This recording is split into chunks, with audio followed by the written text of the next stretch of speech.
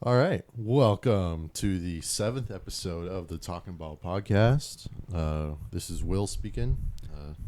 Across my way is Kyle. Howdy. And we've had yet another week of the MLB offseason. And we saw the rest of the MLB awards come out last week. Some of them weren't a shocker. I think maybe the only thing that might have been a small shock, which we could probably lead off with, was the American League MVP results. It was either going to be Cal Raleigh, who set a milestone for catchers with 60 homers, and also he set the milestone for catchers and for switch hitters. But unfortunately for him, Aaron Judge prevailed, and he only won by, I think, 4 votes. Yeah, it was 17-13, which that's one of the closer MVP battles I've seen in a while. Yeah. I can't remember the last time an MVP race was that close. I think the last time was like Trout versus Bregman. That was like 6 years ago. Oh yeah, but Yeah, I had my girlfriend, her older brother texted me. He was like, I'm not the biggest baseball fan. I don't follow it as much as you do, but he was like, how did Cal Raleigh not win MVP? And I was like, people like the sexier stats, and I think Judge just brings more ratings to the MLB. yeah, I feel like that's partially the reason why Judge won it, but overall, I think Judge was still the better hitter because he was only like 4 or 5 home runs away from Cal Raleigh. I think Judge hit 52 or 53. I thought he had like 55 or 56. Or maybe.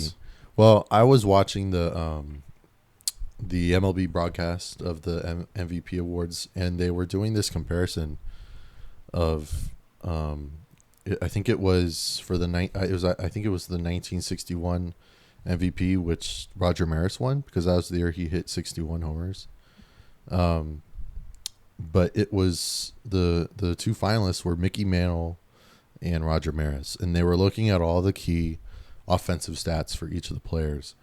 And when they were looking at Mickey Mantle, he basically had the same kind, matching up against Roger Maris, he kind of had the same stats, very similar to what Aaron Judge had matching up with Cal Raleigh, where Aaron Judge, he won the batting title this year, didn't he? Yeah, I think had the highest average. Something. And see, that's I think what was the deciding factor. Yeah, it might have been, but it wasn't only average, but it was OPS and slugging. Yeah, like Judge and Raleigh both respectfully, like they own different categories. Like I'll take Raleigh as the defender any day over Judge. 100%. Well, he's a catcher, so. Yeah, and like as a consistent hitter, I'll take average over power, because Judge, he can still hit 50-plus home runs while hitting 330. I think that's what separates him from Raleigh. Like Raleigh hit like 240-something. Yeah. Like obviously that's good. That's league average. Like that's pretty good, especially with the 62 home runs as a caveat. Yeah. I think it's just the matter of fact that Judge can like do more hitting than just hitting home runs.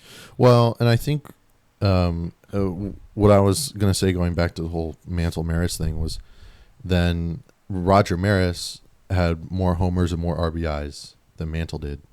And they were like, oh, who won the MVP? Roger Maris did. So that's like that's what they were talking about before the winner was announced. But yeah, I mean, it was I figured it was the actual votes were gonna be pretty close, which they were. Yeah. So congratulations to Aaron Judge, and then not a surprise on the National League side, Ohtani. Yeah, Ohtani unanimous. After that World Series. He's rolling. Yeah, that World Series pretty much solidified it. Yeah. Probably was going to win it anyway. It's his 3rd straight. It's his 4th overall. 4th overall unanimous MVP. Yeah, he's tied for the 2nd most all time. Yeah. And this MVP, if I had to rank his MVPs, I would go. Last year was by far his best MVP. Oh, last year his season was insane. I'd say this year is probably number 2, and then 2023 was the 3rd. I think honestly his worst MVP was probably his first. 21. Yeah, but that was, I think he won it because he was actually blossoming as a Yeah. pitcher like as his two-way player star status finally. But Well, and in 2024 he didn't pitch, but, yeah, but he won it because he had a monster offensive year. I don't think many DHs can go 50-50. No. Like, you ask David Ortiz to steal 50 bases, how long do you think it'll take him? Exactly. Yeah. Exactly. And so we saw that, and then the Cy Young Awards, Tarek Skubal Yep, Cy won it Skubal. for American League. That's a good thing to talk about too. He won it unanimously, didn't it? Yeah, I think so. And I think Garrett Crochet. Maybe Garrett Crochet got think one. Crochet got like. What I was going to say was Ohtani won the MVP unanimously. Yes. But anyways, back to Skubal. He's been. I have seen what you were talking about. I didn't believe it at first, but I did see posts now that are talking about trade rumors. Yep, the extension talks and the trade rumors now. Yeah. The Giants are apparently in talks with that. The Giants are going to be in talks with anybody could be available. Any pitcher, pretty much, will That's try to make a pitch for him. Like, the Giants are now the top candidate for the Mr. Imai. Tatsuya Imai. Yep. I keep seeing all these, like,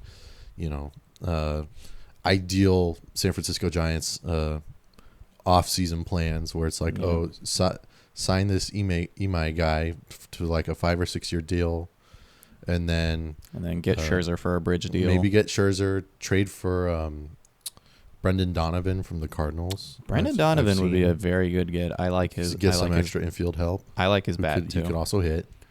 Say either like him or Burleson. Right. Problem is they can't play defense. I think Donovan's a decent defender. Burleson's a terrible defender.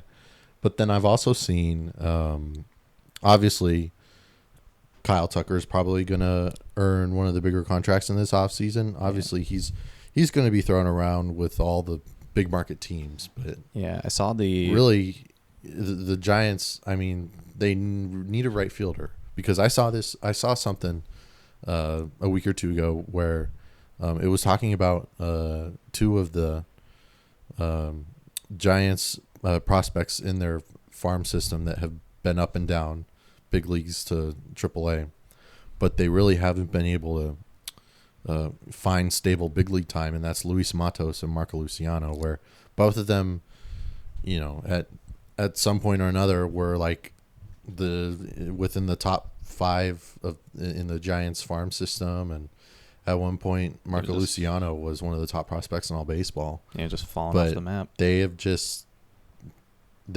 been stuck in the minors, really. Yeah, Luciano didn't even make it to the big leagues this year. Did he not? No. Oh, wow. He started in AAA and never came up. And that's kind of unfortunate, because that just absolutely tanks his value, because they're trying to pin him in the outfield. Right. Because we saw a lot in 2024. He is a butcher at shortstop. Yeah. Which probably prompted the Giants to go get Adames, because they knew they needed a shortstop badly. With Matos, I don't know if it's because he's just still super young, but I don't know. He's got the occasional bat. I mean, he can knock one out. Yeah, he's got his moments, but it's something about that, like, inconsistency.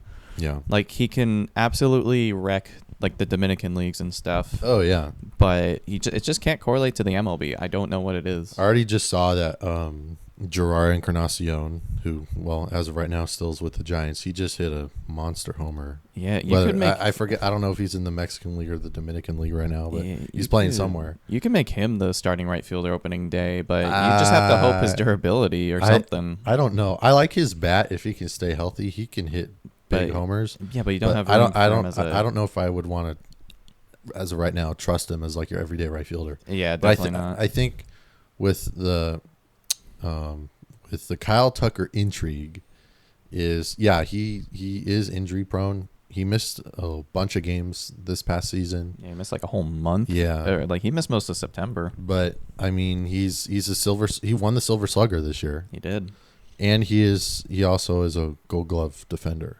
So he's got good value. Yeah, he does. But the problem is, I feel like one of those big market teams are probably going to outbid the Giants for Tucker. Yeah. Like, I think I saw it was like the Red Sox. Yeah. And obviously the Dodgers are always in the mix. I saw that. I think it was it might have been like Tom Verducci or Jeff Passan that wrote about this, but one of those guys said that the Blue Jays I did see the Blue Jays. could potentially have play a really big role in trying to get him. Yeah, because that Santander contract obviously has not started out well at all.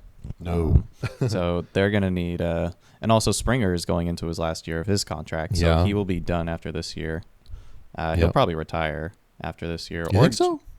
Or maybe go back to Houston. Who knows? But he'll most likely be gone after next year. Carlos Correa. Well, Carlos Correa was traded. Yeah. But yeah, the Blue Jays I think are going to play long term to like shore up the outfield and for the long term future and try to keep their window open, which Kyle Tucker would I think keep it open for sure. Yeah, that's that'll be very interesting. But yeah, we're still really early into the off-season signing cycle, but we did just get the first I'll put it in quotes, hot stove move. It's not really a huge shocker, but it's a pretty good one. But Josh Naylor is re-signing with the Mariners. He's back. I believe on a 5-year north of $100 million. Yeah, the money has not been official yet, but it's confirmed to be a 5-year deal, which I think is amazing for Seattle. Keeps their window open. They get a first baseman. They got their first baseman. They don't have to pursue like Alonso or something and overpay. It sounds like he took a team-friendly deal too. And Naylor became a fan favorite in Seattle. Like he played really well in a very not so hitter-friendly ballpark. Well, he was the first trade piece that the Mariners brought in this past year. Yeah, he was trade deadline, and he was special, and he came out clutch in the playoffs. So yeah, definitely earned him a payday. So good for him. Yeah, and so that I also did see not really big news, but I did see that the Yankees re-signed Ryan Yarbrough to a 1-year deal. I saw that this morning. I'm like, that's good. Shore up the bullpen. Yeah, they need all the pitching they can get. I did also see an article about I guess Brian Cashman sent like a little passive aggressive jab to the Dodgers about Mr. Imai. I guess the Yankees are already out of the running for Imai. Oh, interesting. I didn't read it, but Cashman was pretty much like, I hope someone else signs Imai instead of the Dodgers. And then there's him, and then there's also probably the Blue Jays. I was going to say the top international free agent prospect is Murakami. Munetaka Murakami. Yep. And as of right now, I am wholeheartedly on he's going to sign with the Dodgers train. No, I'm thinking like he's going to sign with the Mets maybe, or the Cubs. Cubs. As much money as the Mets have put into the team, they lost a lot of money. Like, yes, they're paying a lot of money, and that's good for baseball, but they also lost a ton of revenue last year. So I don't know if they're gonna because the backloaded of their contracts is gonna start kicking in soon. Like Lindor, he's almost halfway through his deal. Yeah, Juan Soto's contract is super backloaded. Well, yeah, we can. Yeah, that could be a whole different story, but so you better all I'm saying is if they sign Murakami, they better be ready to win now. Yeah, that is going to be interesting. And Murakami's only 20. He's only 22. Yeah, he's only 22. Yeah, he's a baby. See, like that's why I'm saying like the Dodgers are probably going to give him like a 10-year contract or something and just plug him in at first base. So like Muncy can just play third base. Yeah, it's interesting. Like I just see it fitting perfectly for them. It wouldn't shock me if something like that were to happen, but I don't know. You got to think after these last 2 years, these other big teams have obviously seen what the Dodgers have been able to do and what has resulted of their additions. And these teams have to be telling themselves, like, why can't we do this? The big team, the Yankees, Red Sox, Mets, Cubs, Giants, Padres, you name it. Yep. So it'll be interesting, but yeah, it's still pretty early. The GM meetings just wrapped up this past week in Vegas. Yeah, I have a feeling that players like the Scott Boras clients, like Alonso, Bregman, it's probably going to be another like 2024 situation, like with Snell, Montgomery, and Chapman, where they're going to hold out to try to get as much as they can. Yeah, And I also wanted to just like shed some light on Scott Boras in case people who don't know baseball don't know who he is. He's the player agent for most of the big time superstar players in the MLB. Yes. To my knowledge, well, at one point the Giants had 3 Boris clients, but now they have 2 with Jung-Hoo Lee and Matt Chapman. Yeah, and then I remember, what was it, Blake Snell? Blake Did Snell. Did he fire Scott Boras after the offseason? Or was No, that Jordan Montgomery? I think it was Jordan Montgomery. Yeah, one of those two fired him. Yeah. Didn't really work out for Jordan Montgomery. Yeah, see, the thing with Scott Boras is he's good at what he does. The problem is he's a little too stubborn in what he does. But, I mean, back to what you were saying, like the big names that he represents, I mean, Juan Soto, Alex Bregman, Pete Alonso, a bunch of those high-end players. And it is also very, very interesting. You like what you were saying with what has happened the last 2 off seasons with his clients, where it was wait until the last minute to get just last short minute. term as much money as possible. Yeah. So, but yeah, so we will see what happens with that. But in other news, the Giants made some coaching staff changes. I saw they hired the Tennessee's strength coordinator. They did, but probably the most notable coaching staff addition is they had brought in now the former Blue Jays hitting coach. I forget his name, but this guy and Tony Vitello have ties back to when I think their Missouri days. Are you talking about Pete Walker? No. Or is that their pitching coach? It's I want to say like his last name is close to like it's like Pence or something. It almost looks like Pence, as in Hunter Pence. But it's anyways. This guy he was the Blue Jays hitting instructor for the last few years, and as we know, the Blue Jays had one of the best offenses in all baseball this past season, and bringing in a fresh face with plenty of experience will definitely be interesting to see. And looking at what the Giants offense was like this past year, it was just pathetic. Yeah, a little bit. At least in the clutch situations. That's definitely the difference between the Blue Jays and the Giants. Yeah. Hitting with runners in scoring position. Didn't help that the Blue Jays didn't do it when it mattered, but right. We'll just ignore that part. But it is it's very interesting. You look at the better, the really good teams and how their offense works. Going back to talking about the Blue Jays for a second, the Blue Jays I think they had the least amount of strikeouts. Yeah, they struck out the least. I think, like, hit the most. It's kind of stupid. They hit the most foul balls or something in baseball. Right. And like World Series, I think Game 1 they set a record or something for like 30 plus foul balls in one game, which I guess is a ton for one team.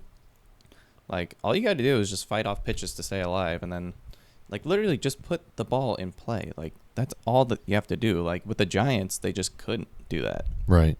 So I found him. His name is Hunter Mens. Wait, really? Yeah, Mense, Men's or Mentz. Hunter. Wow. Hunter Mens. He was named as the new hitting coach. Wait, so what happened with Pat Burrell? He's staying, but he's staying with around? the Giants at some capacity. I don't think we know yet exactly what he's going to be doing. So you've been taking out like the main role of hitting coach? Yeah. Okay. But then Vitel's also bringing in Jace Tingler, who was the former manager of the San Diego Padres. Yeah, as his bench coach, right? Right. Yeah, that's fine.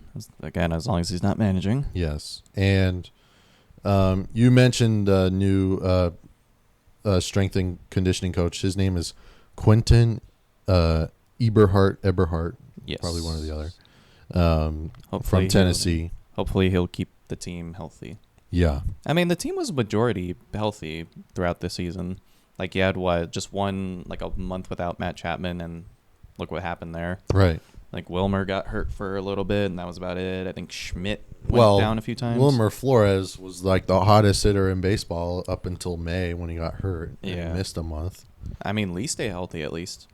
So that was a plus. Well, we got to see him for a full season. I think that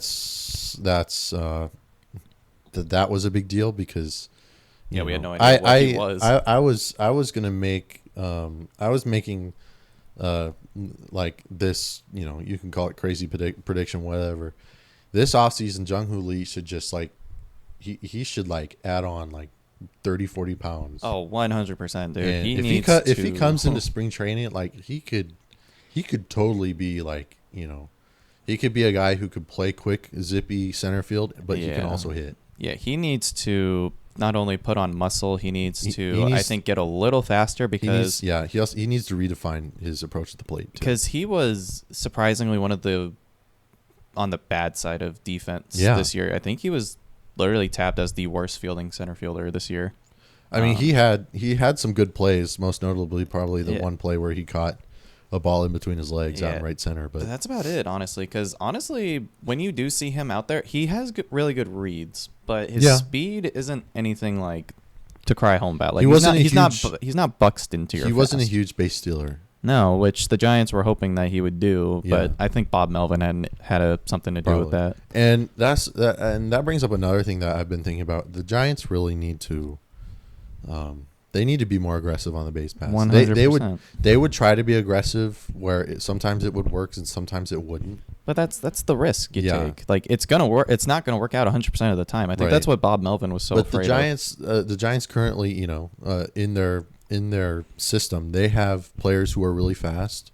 Like probably one of the names that comes up is Grant McCray, which I think he might have a slim but possible chance to possibly make the opening day roster. Very slim chance. He'll be fighting for it. He will be fighting for it. But I remember he also has a cannon for an arm. Yes, he does. Yeah, I remember it was one of the later games against the Dodgers. I remember he single-handedly almost lost the game for us, and then he saved the game for us later, like the very next pitch. Yeah, like crazy sequence. But the whole Giants offensive approach needs to change. Oh, it's going to change probably. Like they're gonna probably bunt more. They're going to steal more. Hopefully, like if Drew Gilbert wins that right fielding spot, he's gonna be probably a menace on the base path. He's probably gonna lay down bunts as the 9-hitter.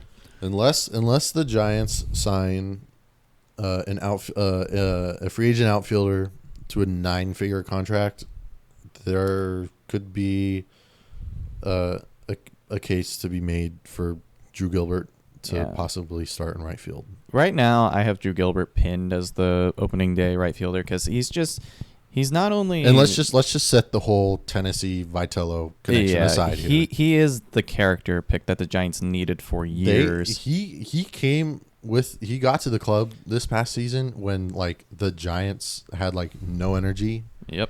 And he brought the Giants back because the Giants were like down and out in August, and then. And late, like the end of August, deadline. Early September, they made a run to where they were like, only 2 games out of the wild card, right? Yeah, and you can thank half of that to like a really good week of like Drew Gilbert playing out of his mind in Colorado. I mean, that dude was crazy. He would, if the Giants got a big money hit or made a big play, he would go over and bite somebody's jersey or something. He would be slamming on the pylons in the dugout. Yeah. Like he is insane, but he is also very fun to watch. Like, I've been waiting. He was a Major League Baseball player with college ball player spirit. Yeah, like I've missed seeing a player like that on the Giants. Like we haven't had someone like that honestly since like Hunter Pence. Like just a character. Oh yeah, Hunter Pence. Just like a character player like that. Like remember we had like players who were so animated like Angel Pagan. We had Hunter Pence. I remember even Gregor Blanco would get hyped up here and there. Yeah. Juan Perez. Yeah, all those guys would get like super excited. Like even to an extent, Hunter Strickland, he would show fire. Pablo. Yeah, Pablo, he would show fire. Like I remember even in the World Series in 2014, even Posey was showing like some fire. Oh yeah. Like you like the Giants nowadays, they don't show that fire like they did like for the last few years in the Zaidi era. I think that was what was missing. Like with this new Giants core, especially when you have Adames who's very fiery, very passionate, like that was the guy we needed. And overall, he did good in his first year, if you ask me. Like, if you get 30 home runs and 80 plus RBIs, oh yeah, for sure. Like, I'm happy with that. Just get the average back up. Right. Like, that's all I ask. Like, and you know, talking about what Adames did this year, I think because of what he did with the 30 homers, that might maybe unlock something to where, obviously, you know, probably just we're just looking at this next year. If we're talking about the big power hitters for the Giants, which they currently already have, obviously probably Devers is number one. Yep. You got Adames, Matt Chapman. If he can stay healthy, he can hit 30. Maybe, yeah. Ramos, if he can stay healthy and in a good. Ramos. If he can stay in a good spot mentally and physically, he's got the power to do it. Yeah, I feel like with Ramos, he got so unlucky this year. Like I've seen, like I cannot tell you how many balls he put in play that he just hit like 110 plus right at an outfielder or right at the second baseman or something. Like I don't think he needs to change his approach. I think he just maybe needs to get a little luckier. Right. Like he was still piecing the ball up a lot of times. It's just that's just baseball. The ball doesn't fall all the time. Yeah. So it is interesting, but and then another interesting thing that I did want to touch on really quick is you mentioned Max Scherzer, and that would be something interesting, assuming that, you know, likely, you know, Verlander probably earned himself another year at some other contender. Yeah. But you mentioned Max Scherzer. He does have connections with Tony Vitello. Yes, he does. Tony Vitello was the pitching coach at Missouri back in the day, because that was where Max Scherzer played college ball.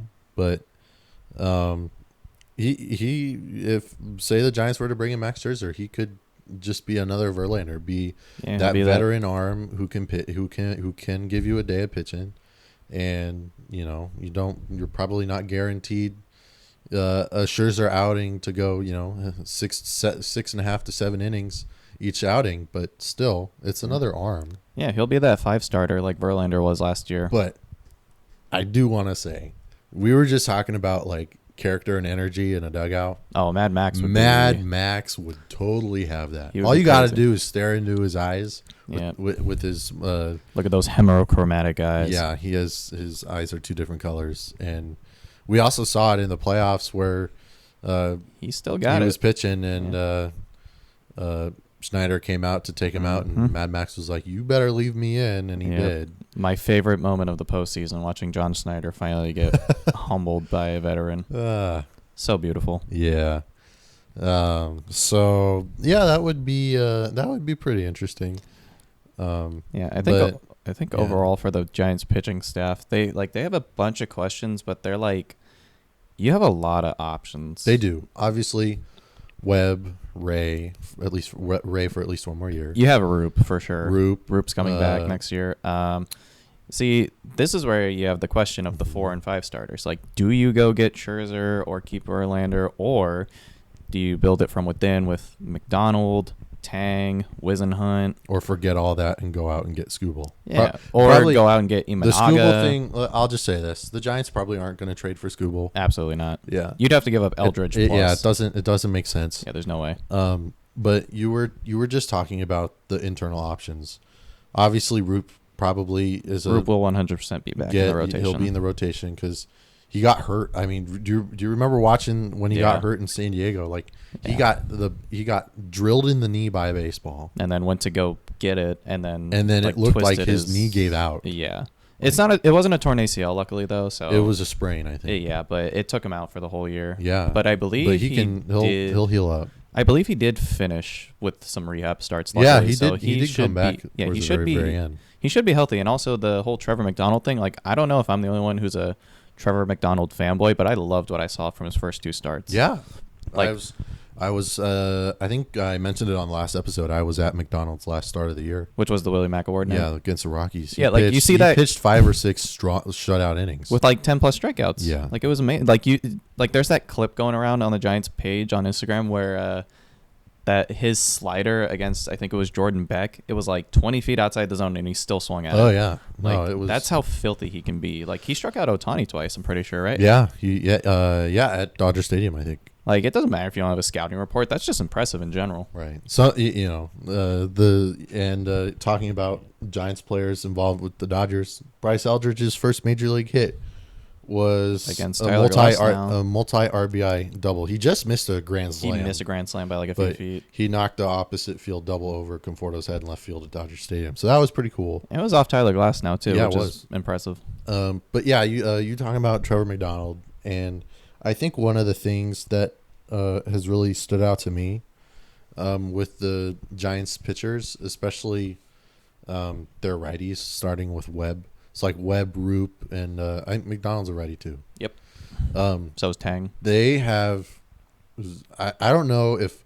I mean, Webb is probably best known for his disappearing changeup or his filthy sinker, but Landon Roop's sinker is ridiculous. It looks so filthy. That thing just constantly tails away from lefties and into righties. Yeah, the philosophy with the Giants, it's the same thing kind of feel with the bullpen. Like, you see Ryan Walker's sinker. Like, that stuff just moves so much. And, like, it's still low to mid-90s. It'll create a ton of movement. The Giants are really good with those sharp breaking pitches. Yeah, I feel like... Except for when they leave them in the zone. They get knocked out. I feel like the Giants are good with their philosophy. It's like get them in with the sinker so it gets that movement, and then like deceive them with the changeup. Not only is it the speed difference, but the break is greater. So they're thinking they're swinging through a sinker, but they end up out in front. So they're either going to top it or they're going to swing it in the dirt for it. Exactly. Which is why Webb became a strikeout king this year. Yeah. No, this was the most strikeouts he's had in any of his seasons, right? Yeah, like 200 plus strikeouts. Like, that was crazy. Like, he dominated with that like sinker and that disappearing changeup, like you said. He also worked really well with the four seam this year, which I think which everyone was like kind of surprised about. He used that fastball a lot more. He would use that four seam fastball high in the zone to fool the pitchers, and then follow that up with an off speed pitch. I think he also developed a cutter this year. Yeah, he might have. Yeah, he also used the cutter a lot, I think, for just like hitting against righties. And then his slider is his slider. That thing's disgusting. Oh yeah, filthy. But it's also like the way his release point. It's between down. sidearm and three quarters. That's why he gets on those so breaking much balls. It's insane. And he's on a team friendly deal, by the way. Oh, so Giants immensely. cannot waste him. Yeah. So that is interesting. We'll see what happens in these next couple weeks with free agency. And there's still a bunch of free agent pitchers. Like, you got Ranger Suarez, Shota Imanaga, Dylan Cease, like Zach Gallen. Like, I would take any of those guys. Yeah.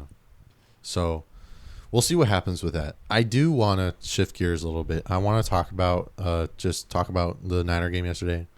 Yeah, I unfortunately actually didn't watch it. Ooh. Yeah. I forgot what I was doing. This was the first time that the 49ers had their full all of their offensive weapons available since week 1. This is what happens when the offense looks healthy. And they dropped 41 points. Yeah, 41 points. Yeah, it also helps that McCaffrey's still kicking. Scored 3 touchdowns. Kittle had 2. Kittle had 2. McCaffrey had 3. McCaffrey had 2 rushing touchdowns and a receiving touchdown. Yep, Kittle had 2 touchdowns. Like, all I saw yesterday is that the Niners kept showing that dime pass from Purdy to Kittle in the end zone when he was getting double teamed. Oh, Kittle had his 50th career touchdown. Really? Only 50? Yeah. I thought he had more than that. Mm-hmm. Dang. What's the record? Like 88? Tony Gonzalez? Does he have over 100? You mean all-time tight end touchdowns? I don't know. But I did see, I want to say that Brock Purdy and the Brock Purdy-George Kittle connection, they moved up the 49ers all-time rankings to the second most all-time between a quarterback receiver duo, which I think that's crazy. At first when I heard that, I thought, the top duo has to be Steve Young and Brent Jones, but it wasn't. No, it's Alex Smith and Vernon Davis. Yep, Vernon Davis. Yeah. But Are you saying that's for like tight ends, not receivers? Yeah, for like quarterback to tight end. That's Yeah. what I meant. I always thought when I was a kid, I always thought Vernon Davis was a wide receiver. But then you look at him outside of like the pads and stuff. That dude's built like a freight train. Yeah, he was huge. Like he's like what 6'4"? Yeah, at least. Like that dude is massive. And so, but yeah. So the Brock Purdy came back Perfectly healthy. We don't. We're gonna get the injury report today from Kyle Shanahan. Wait, did he get hurt? Well, no, he wasn't on the injury report last night, but after each game that the 49 or on the first Monday of the next week, it's like on each Monday, Kyle Shanahan, I think he does a conference call where he's like, all right, injuries, any like new injuries that happened after the game. I would like to finally congratulate the Niners defense. They finally got an interception.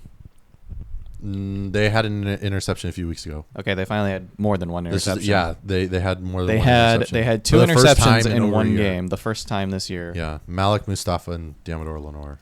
Yeah, Lenore, dude, Lenore is something else. I swear. Every time he learned from Greenlaw. Clearly, yeah, he's got that fire. Every time they intercept the pass, they will always try to return it for a touchdown, regardless of of how long it takes. And so you didn't watch you said you didn't watch the game. Did you see the highlight of the opening kick? Yeah, Sky Moore. 98 yards. Yep, 98 yards. So close 1 for yard short. Touchdown.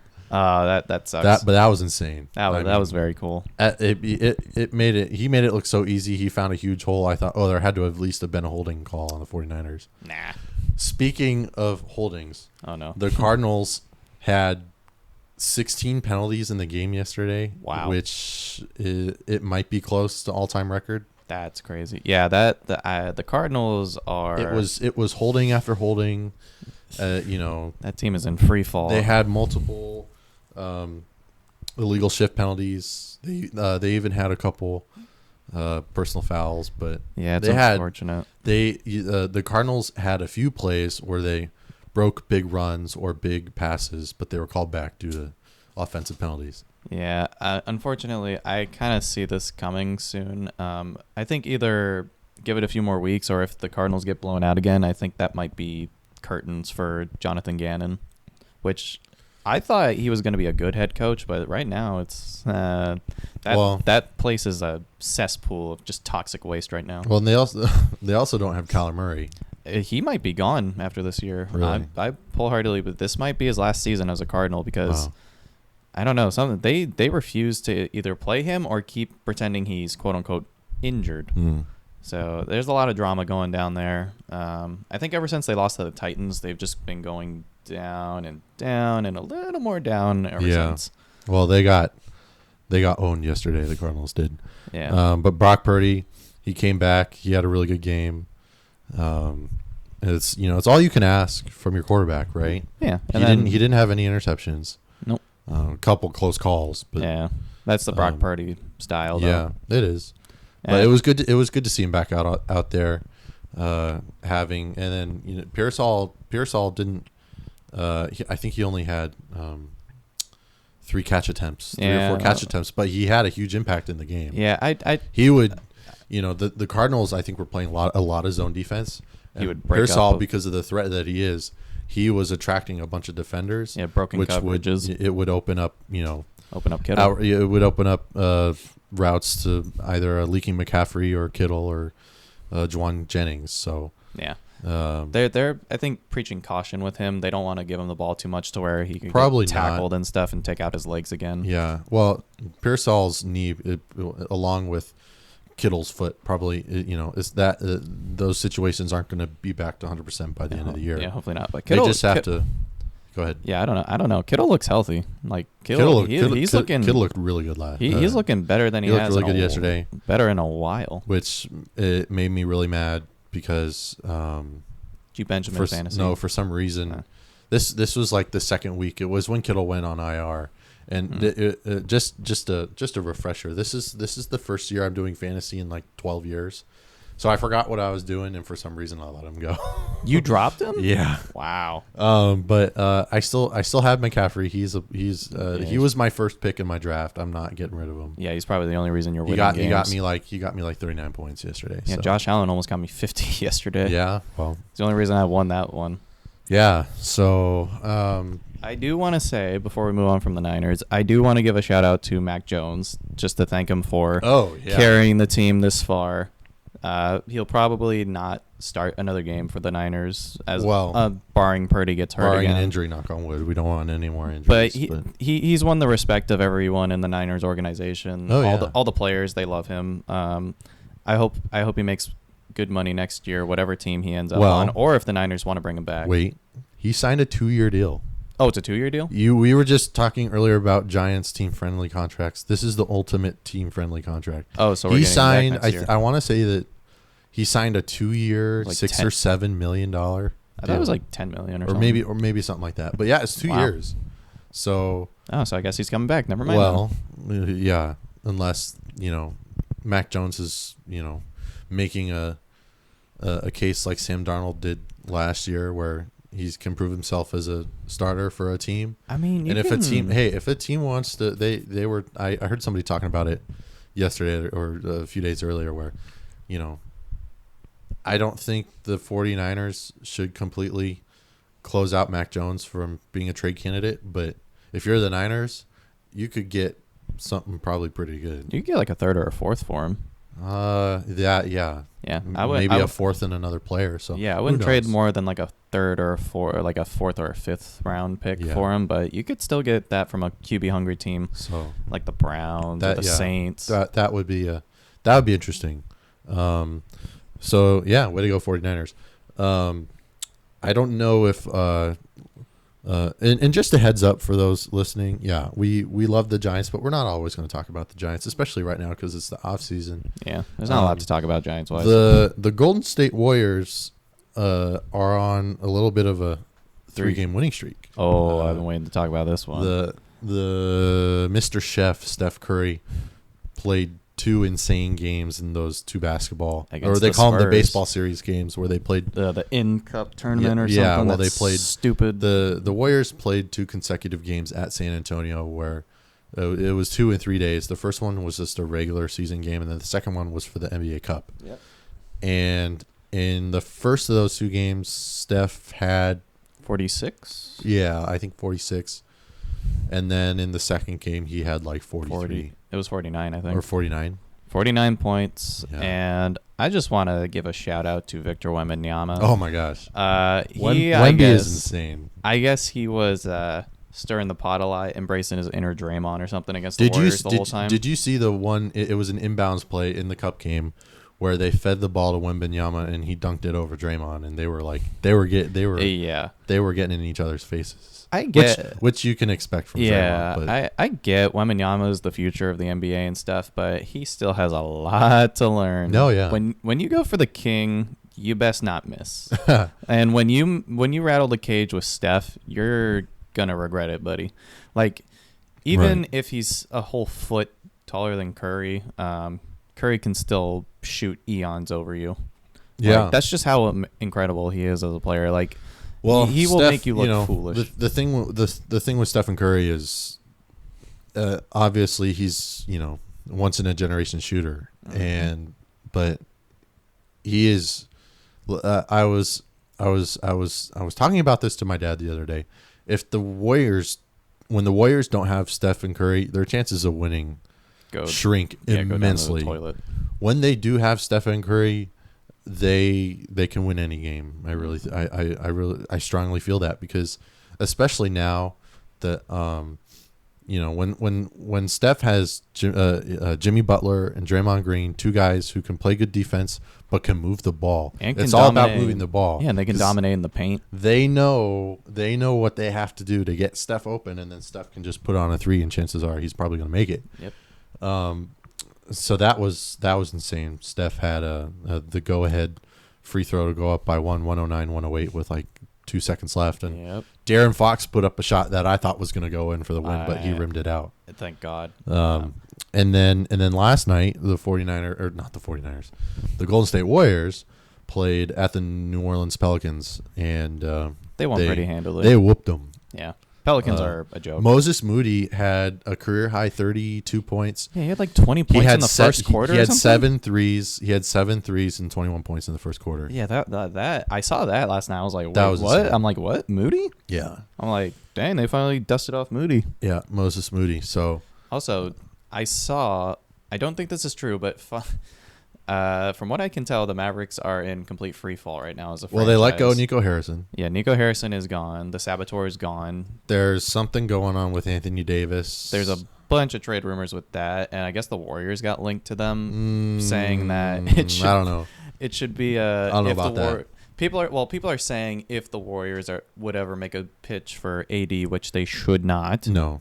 They have Al should Horford. not. Al Horford isn't going to play every game, but he's a big who can shoot and he can defend. He at least stays healthy.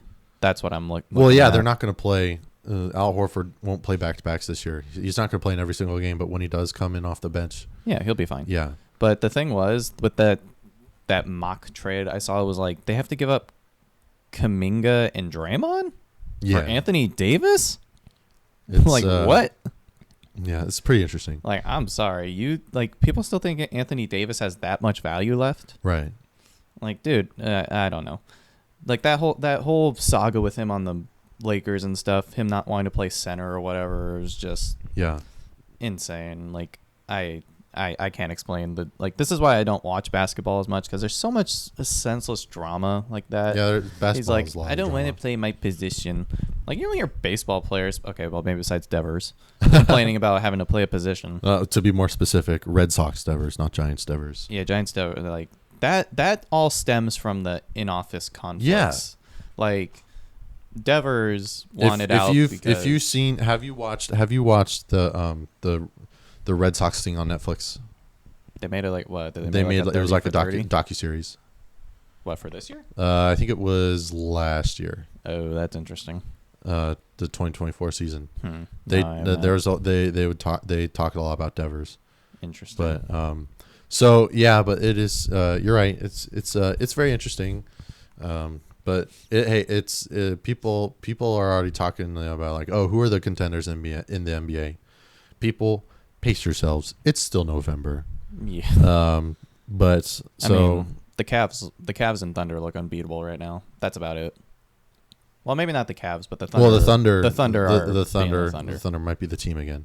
Yeah, the Thunder are the team to beat, So- obviously. So yeah, well, good stuff. We will see what happens. Probably, we're probably anticipating not to get any major MLB news this week. Yeah, well, The winter meetings in Orlando start in a few weeks. yeah, that's in That's like usually early when December. a lot of people meet up. Yeah, I'm afraid that's going to be like well, obviously it doesn't involve the owners or anything too much, but I'm like scared for when the owners have to meet up again. Why? Regarding the lockout or what? Yeah, because I did get some notification recently that it might have been at the general manager meetings that representatives from the players union and MLB had already started to meet up to talk about it. So who knows? I was like, they were allowed at those meetings. Or I don't like there know. no way they'd be Or allowed maybe at those it meetings. wasn't at the J meetings. Maybe it was just Yeah. outside of that. Yeah, maybe because like I'm very terrified for what's looming in the horizon. Like Well- after 2026, I don't even think there's going to be a 2027 season. Well, a lot of people. I mean, I've heard where people are kind of like connecting this to the 1994 season where Yeah, there was a strike and Matt Williams would have probably broken the all-time home run record, and the Expos were the best team in baseball. So different times. it was the different season times. it was the season that wasn't. Yeah, So we'll see. 2027 is going to be an interesting year. Well, people just need to just shut up and take the money that's people offered. just need to make friends with your enemies. Well, That people sounds also, wrong, but well, the owners need to also spend more money. yeah. And owners need to maybe put a cap on the high spenders. Shout out John Fisher. Yeah. Shout out all the cheap owners. Oh, one more thing. I was gonna mention this. So, Mr. Pat McAfee, Oh God, a don't get me started on notorious Pat talking McAfee. sports head, former NFL kicker, He actually called out the Pittsburgh Pirates during a broadcast of college football game day. Oh, the whole thing on Paul Skeens? Yeah, The on Yankees? Paul Skeens Oh, yeah, I forgot and about just that. the organization in general. I didn't see yeah. the whole stipulation of it, but he pretty much called out Bob Nutting for being a cheap anti-baseball baby, pretty much. Yeah. He pretty much called out the organization for being cheap and for being pathetic and wasting a generational talent like Skeens and not doing something about the rumors of him wanting to go to the Yankees. Well, which I think is justified. The Pirates, the Pirates are another one of those teams that haven't really spent money lately. So yeah, I think the Pirates are a joke, and I hope they fail as long as Bob Nutting is owner. Like their form of making a splash move in the offseason a few years ago was bringing back a 37-year-old Andrew McCutchen. yeah, That was their biggest move. Like that is like, tell me you're an unserious franchise. Yeah, that's pretty notable. Like I can't with that franchise. They're such a joke. Yeah. Same with like the Rockies. Like those teams. The Rockies. Need to, the Rockies have young players that will probably develop into good players and go somewhere else. Like who's to say that like Hunter Goodman's not going to get traded in a few years? Like take the Arenado route. Yeah, who knows? Like same thing with the Twins. Like they shed all their payroll. Right. They don't want to pay anybody. Like I don't understand. They are rich. Like they have billions of dollars they can spend. Like why don't they spend it? Yeah. Well, lots of good stuff, Kyle. I could go on a whole hour-long tangent about this. Yes. We can do that not on a podcast episode, but just in a conversation. So I'll save it for next week. All right. We'll see you guys on the next episode. Peace.